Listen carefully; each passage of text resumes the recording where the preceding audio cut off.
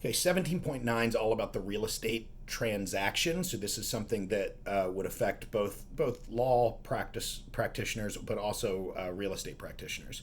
So the first step in that is what we call the listing agreement. That is where a seller of a property hires a real estate agent to sell that property, and a contract is signed between the real estate agent and the seller of the property, usually for some sort of a commission that the real estate agent will get paid in the event that they sell and navigate the transaction for the sale of that seller's property. Okay.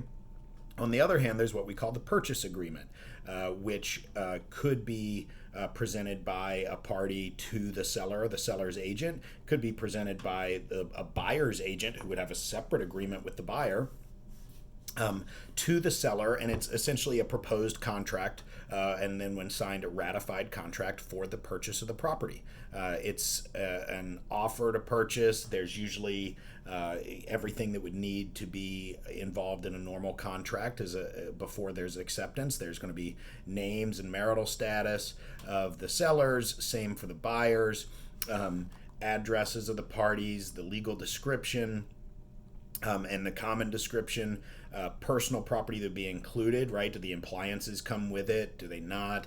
Sale price, different terms and conditions, types of deed, evidence of title, all of the things that would be that you would want in terms of purchasing that property. And then once the seller signs it, we've got a signed and ratified purchase contract, okay?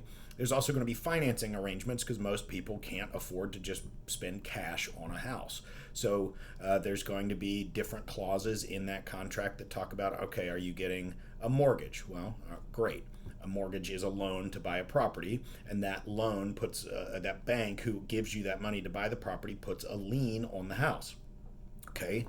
There are different types of mortgages. There's conventional financing that usually requires that you put a 20% down payment on the house. Okay, that's a big deal.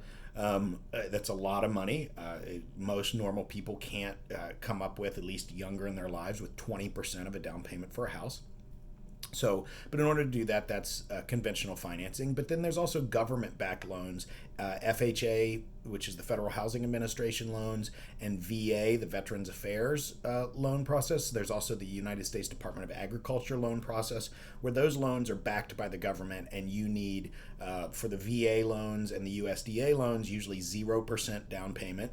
And then for the Federal Housing Administration, you need a 3.5% down payment.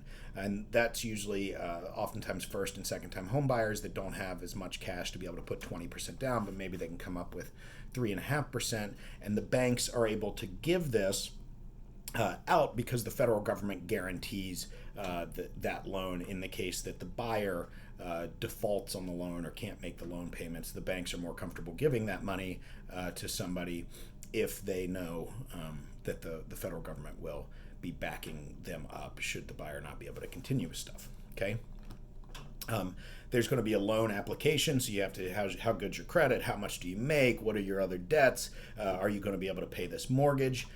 There's also, if you can't get a mortgage through a bank or a mortgage lender, there's sometimes private financing, right? Sometimes you can go to the seller and be like, hey, listen, I'll just assume your mortgage. We'll transfer all the mortgage over to my name, and I'll just take over your mortgage payments. You'll be done with it. You'll give me the house. I'll take over the mortgage payments. Great. Now, of course, that mortgage company would have to agree to take you on.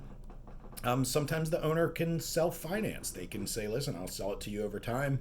You have to pay me. Okay. These things all get recorded in what's called a deed of trust. So a deed of trust is saying, all right, bank gives me $100,000 to buy a house.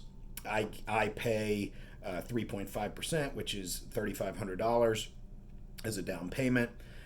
I am going to authorize a deed of trust to the bank saying, listen, I owe the bank money, and if I keep paying the bank money, eventually I will own the house completely and the bank won't have any interest in it. But if I stop paying on it, the bank has an interest in that house and can come take that from me at any time when I stop paying on it. Obviously subject to different rules and laws, but that's the process that we know is called foreclosure.